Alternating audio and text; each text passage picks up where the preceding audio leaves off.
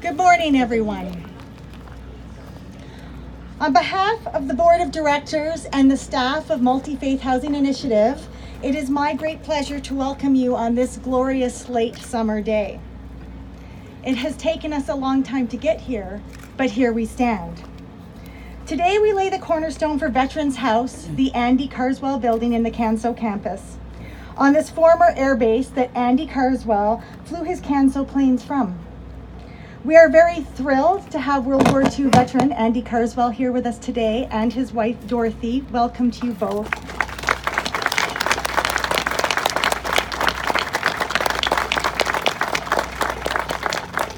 Andy and his family will be laying the cornerstone at the end of the program this morning. The laying of the cornerstone is all about building new beginnings, and after 5 years, you can see from behind me, we have finally started construction on this project.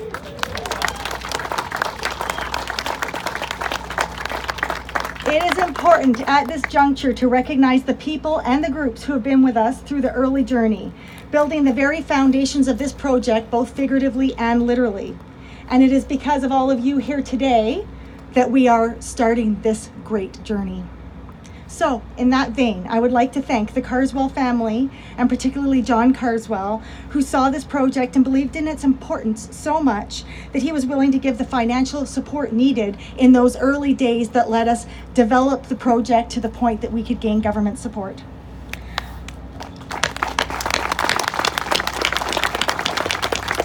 I would also like to recognize all the staff from Canso and the Lysander Fund who are here in person and who are here in spirit, another deeply important lead donor on this project. We will hear from Heather Mason-Wood a little later. The Royal Canadian Legion Ontario Command and District G. For the last 5 years, the Legion has been a partner, a co-envisioner, and a financial supporter. We are grateful for the large presence we have here from the Legion today, but I especially want to recognize the ongoing assistance and support we've received from Dave Gordon, Gary Pond, and Joel Van Schnick.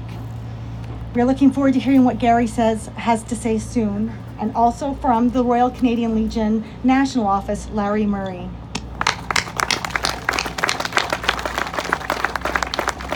The commissionaires, who have also thrown their support behind us financially and who we expect to be long-term partners, we have Michael Charon and Andre Page.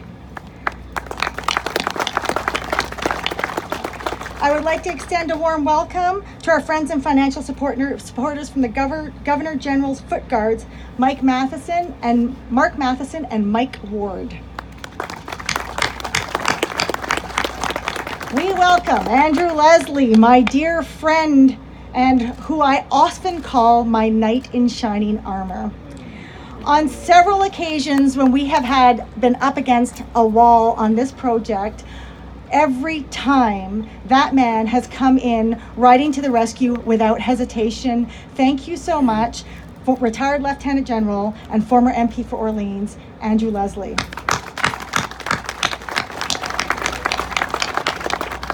Sony Perron, co-chair of the Government of Canada's Workplace Charitable Campaign, is here along with other representatives from that campaign.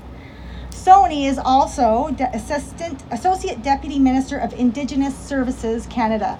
It may surprise you as much as it surprised us to learn that 35% of the homeless veterans living rough on our streets are Indigenous Canadians.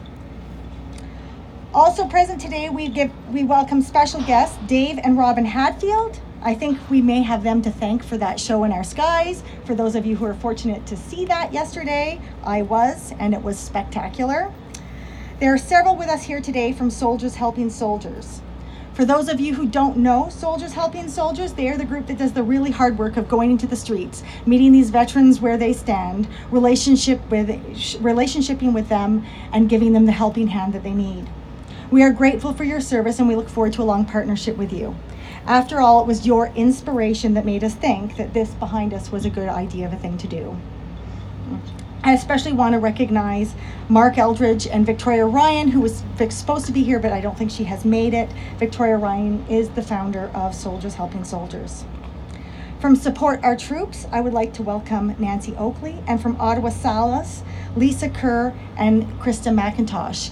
Ottawa Solace is our mental health and supports providers on this project.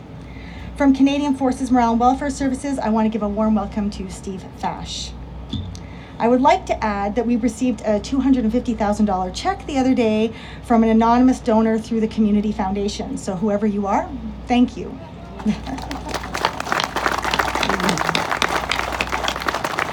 And finally, I would like to thank our event and media sponsor, the National Post and Post Media. MHI's official journey on this began on the 6th of November, 2014. At that event, I read a message from the King that was printed in my grandfather's wee Bible that he received when he enlisted in the RAF. I have always found that little piece of literature striking, a snapshot of a point in history where our very culture and way of life was under great threat. In those early days, when our men and women were signing up to fight, things were not looking so good for us. Given that we have a World War II veteran with us here today, I was hoping that you would all indulge me once more to read that message. The King wrote, "To all serving in my forces by sea or land or in the air, and indeed to all my people engaged in the defense of the realm, I commend the reading of this book. For centuries, the Bible has been a wholesome and strengthening influence in our national life, and it behooves us in these momentous days to turn with renewed faith to this divine source of comfort and inspiration."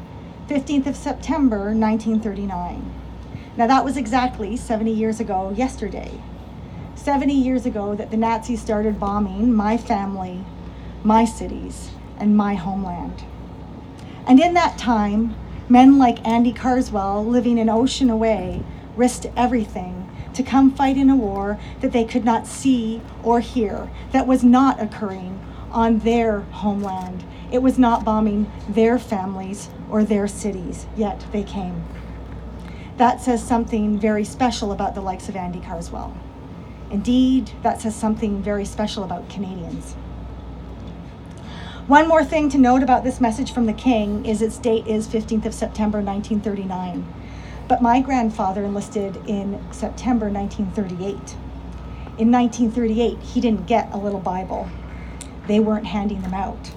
In 1938, Great Britain and all her realm were not engaged in an existential battle. This Bible wasn't given out just because someone joined the armed forces. It was given out at an exact moment in time where being a soldier meant, and in very clear terms, that the odds were not in his favor that he may not come back. And in fact, many did not come back. Now, making the choice to be a soldier, to join the armed forces, is not one that affects only a soldier. Soldiers don't live in bubbles, they have families. I have 3 children. And as a parent, I cannot imagine sending my sons off to face bullets, fire, and death, to a place where I would be powerless to help them or to protect them. And in 1939, Canada asked its mothers and fathers to do exactly that. And today, we still ask mothers and fathers all over this great country to do exactly that.